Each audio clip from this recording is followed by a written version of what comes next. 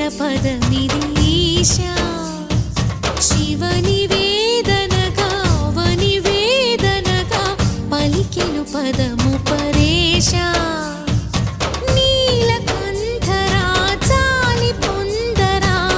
కరుణతో ననుగనరా నీలకంఠరా శైలమందిరా మొరవిని బదులిడరా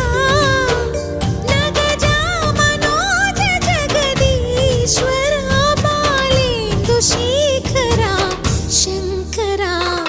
భరత వేదముగ నిరత నాట్యముగా కదిలిన పదమిది ఈశా